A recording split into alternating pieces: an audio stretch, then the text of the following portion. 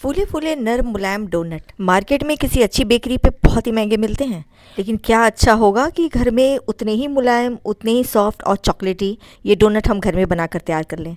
चिक्की अच्छा है, कैसा लग रहा है? खाने के बाद अगर ऐसा रिएक्शन आपके बच्चे देंगे ना, तो आप इसे रोज़ रोज़ बनाने पर मजबूर हो जाएंगे। तो आइए बनाना शुरू करते हैं। यहाँ पर मैंने एक बोल में हल्का गर्म दूध लिया है, जो क्वांटिटी में 240 ml है। 120 ml की एक कटोरी है, जिससे मैंने 2 बार यहाँ पे दूध लिया है। दूध हल्का गर्म होना चाहिए। अब इसमें 4 बड़े चम्मच हमने चीनी के डाल लेने हैं और चीनी को अच्छे से मिक्स कर लेना है। नेक्स्ट मैंने यहाँ पे लिया है इंस्टेंट ड्राई ईस्ट। तो मैंने यहाँ पर इंस्टेंट वाला लिया है, क्योंकि इसमें फर्मेंट होगा नहीं होगा या गलती ना हो, कुछ इसका चक्कर नहीं होता। तो हमने इसमें ईस्ट को मिक्स कर दिया है और इसे 10 मिनट के लिए रेस्ट करने के लिए रख देंगे। तो ये प्लेट से मैंने ढक दिया है और रख दिया है। अब यहाँ पर एक बड़े परात में मैंने आटा लिया है। ये आटा 500 ग्राम है, यानी पूरा एक आधे किलो का पैकेट मैंने यहाँ पे खाली कर लिया है। इसमें हम आधा चम्मच नमक डाल देंगे, इसको मिक्स कर लेंगे। अब ईस्ट को देख लेते हैं। ये अच्छे से फर्मेंट हो गया है, बिल्कुल ऊपर झाग आप देख सकते हैं किस तरह से झाग बन गया है।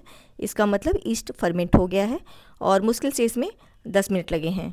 अब जो हमने नमक मिलाकर आटा लिया था उसको ले लेंगे और उसमें ये पूरा का पूरा ईस्ट और दूध मिक्सचर हम सारा डाल देंगे। तो ये नाप जो है मैंने परफेक्ट लिया है, इसलिए आप बिना संकोच के इसको पूरा पूरा डाल दें। और यहाँ पर 2 बड़े चम्मच गाढ़ी दही हम इसमें डाल देंगे और इन सबको मिक्स अच्छे से कर लेंगे। अब यहाँ पर आपने स्पैचुला को साफ़ कर लेना है और अपने हाथों को उससे पहले साफ़ करना है, क्योंकि आगे का सारा काम हमें हाथों से ही करना है। तो अब आप कहेंगे कि हाथों से क्यों करना है, क्योंकि ये ऐसा काम है कि हाथों के बगैर हो ही नहीं सकता। तो यहाँ आप देख सकते हैं इन सारे जो आटा दूध सबको हमने अच्छे से मिक्स किया है। अभी ये आटा बहुत ही चिपचिपा है और हाथों में और प्लेट में अच्छे से चिपक रहा है। अब इसमें हम डाल देंगे 50 ग्राम सॉल्टेड बटर। यहाँ मैंने सॉल्टेड बटर लिया है। अगर आप अनसॉल्टेड लेंगे तो पहले जो हमने आधा चम्मच नमक डाला था उसको आप 1 चम्मच कर लेंगे। और अब आटे को तब तक हमें गूँथना है जब तक कि ये सारा बटर इसमें डिज़ोल्व ना हो जाए। बटर डालने के बाद आटे को अच्छे से गूँथना होता है। तो यहाँ किचन प्लेटफॉर्म मैंने साफ़ करके आटे को उस पर ले लिया है। अभी ये काफ़ी चिपचिपा है।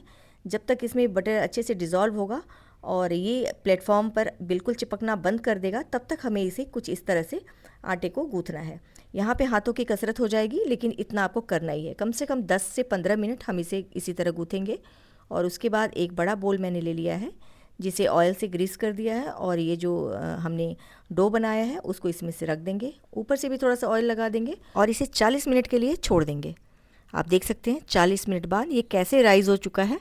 ऐसे इसको राइज़ होना चाहिए, इसका मतलब कि आपने ईस्ट सही डाला है और ईस्ट अच्छा है। अब इसमें देंगे एक बढ़िया सा पंच और इसे निकालेंगे कटोरी से। अब आप देख सकते हैं बिल्कुल भी स्टिकी नहीं है ये, और ये बहुत बढ़िया से निकल रहा है। अब फिर से इसे प्लेटफॉर्म पर हम ले लेंगे और इसके बाद हम इसे कुछ इस तरह से गोल कर लेंगे।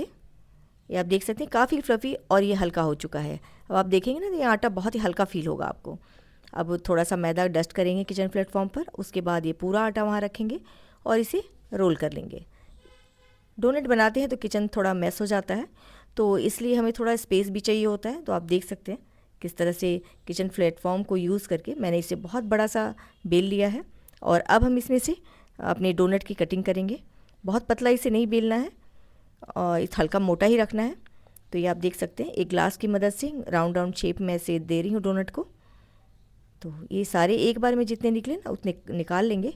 और इसके बाद जो आटा हम बच गया है वापस से जो ये निकल रहा है ना, उसे हम साइड पर रखेंगे और उसे भी बेल करके हम डोनट बना लेंगे। ये आप देख सकते हैं बिना डोनट कटर के किस तरह ग्लास और ये नोजल की मदद से हम बड़ा राउंड भी और छोटा राउंड भी निकाल रहे हैं। बहुत ही बढ़िया से आराम से ये निकल जाता है। ये आप देख सकते हैं कितने आराम से निकल रहा है। इस तरह से हम सारे डोनट को पहले काट करके रेडी कर लेंगे। अब हमें डोनट को रखने के लिए बटर पेपर चाहिए होगा। बड़ी सी ट्रे, थाली कुछ भी ले लें, उसमें बटर पेपर लगा लें, उसके ऊपर डोनट को इस तरह से रखते जाएं। तो यहाँ पे ये ध्यान रखना है कि थोड़ा थोड़ा बीच में स्पेस होना चाहिए, क्योंकि ये डोनट अभी फूलेंगे। तो ये आप देख सकते हैं सभी को मैंने काट लिया है और उसी बटर पेपर पर लगा करके रख लिया है। अब हमें इसे 40 से 45 मिनट तक का रेस्ट देना है और उससे पहले हम इसे ढकना है। तो हल्के गीले कपड़े से हम इसे को ढक देंगे और 40 से 45 मिनट तक इसे छोड़ देंगे। 40 से 45 मिनट में ये अच्छे से राइज़ होकर कुछ इस तरह से हो जाएगा। तो ये आप देख सकते हैं। तो बटर पेपर पर हमने इसलिए डाला था, देख सकते हैं यहाँ पे जो स्पेस था बीच में वो भी कवर हो गया है। कुछ तो मेरे आपस में यहाँ पे डोनट चिपक भी गए हैं। तो आप ये गलती मत कीजिएगा, थोड़ा स्पेस देकर ही इसे रखना है। तो अब क्या करेंगे कि अब जो बटर पेपर है ना उसके साथ इस तरह से डोनट की कटिंग कर लेंगे।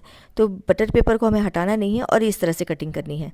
उसका भी रीज़न क्या है वो मैं आगे आपको दिखाऊंगी, क्योंकि ये डोनट अब हम हाथ लगाएंगे या कुछ करेंगे तो ये पिचक जाते हैं। राइस होने के साथ कुछ जो डोनट आपस में चिपक गए हैं तो उनको भी हाथों से आप ना हटाएं।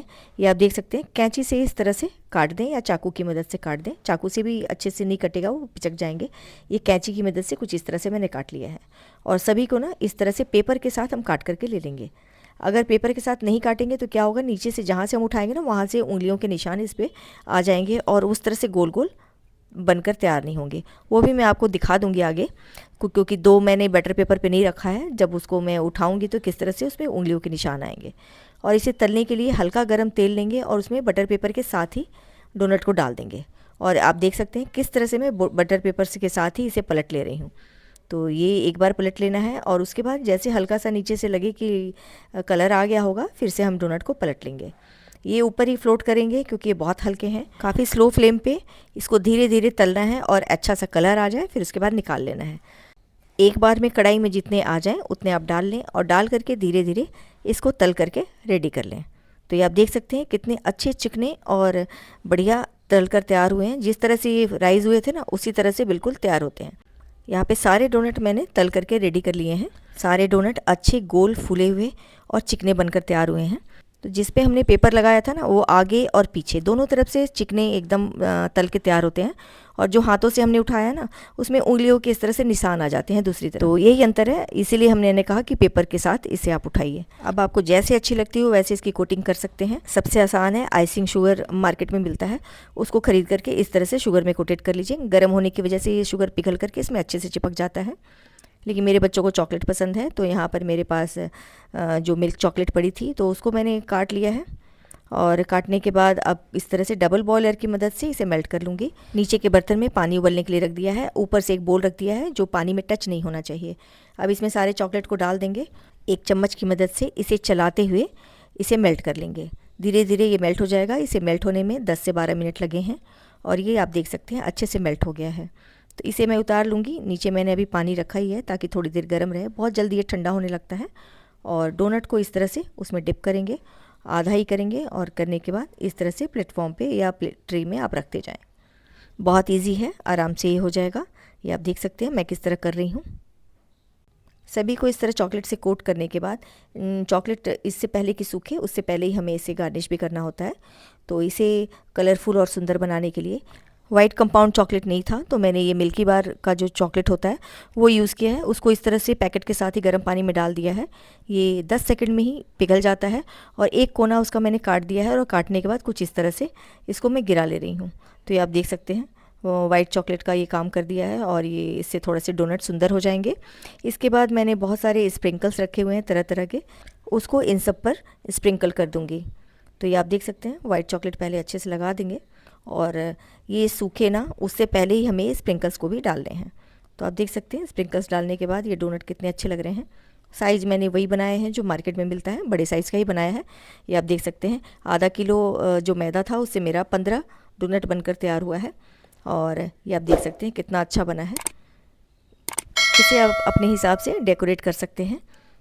बहुत से अलग अलग तरीके आप YouTube पर ढूंढेंगे तो आपको मिल जाएगा जिससे इसको सजाया जा सकता है। तो यहाँ पर मैंने बहुत ही सिंपल तरीका रखा है जो घर में अवेलेबल सामान से बहुत इजीली हम कर सकते हैं।